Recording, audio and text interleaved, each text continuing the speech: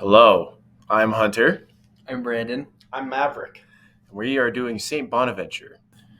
St. Bonaventure was born in 1217 in Bagno Regio, the Papal States. He was originally born as Giovanni de Fidanza.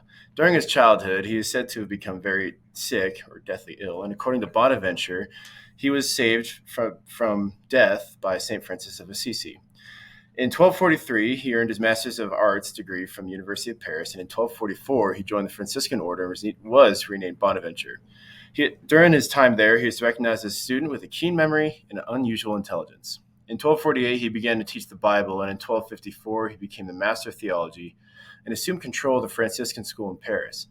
In 1257, he produced commentaries on theological works at the time, and this showcased his knowledge of theology as well as philosophy.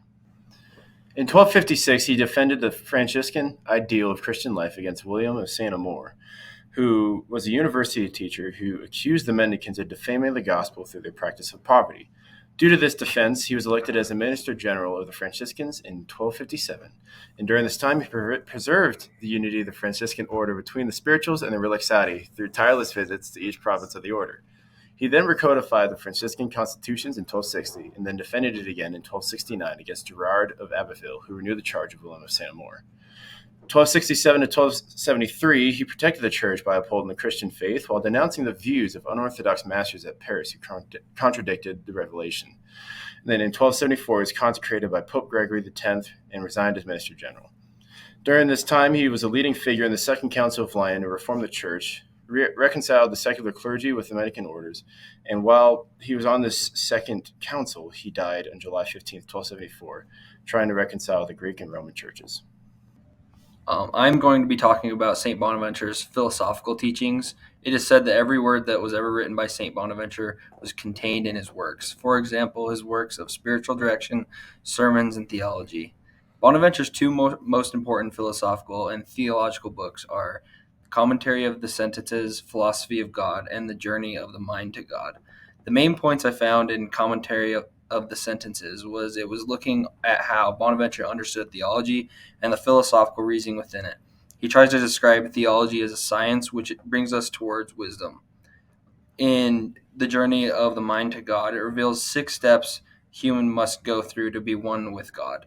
The author notes that after completing these steps, a person will experience utmost happiness. The steps are sense, imagination, reasoning, understanding, intelligence, and the high point of mind, or the dark spark of conscience. St. Bonaventure also tried to integrate faith and reason into his teachings. Bonaventure saw faith and reason as united when it came to achieving our ultimate goal, a truth that is united in love. Let me expand. Oh, crap. Sorry about that.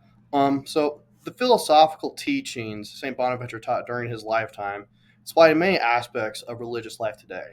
His teachings have taught many people that they could pursue their faith in a more practical way involving the use of reason instead of solely using blind faith. His integration of faith and reason have greatly influenced the Catholic Church's approach to its teachings today. His teachings broke down the barriers between theology and philosophy. Many of those who pursue a religious vocation must be well versed in both fields.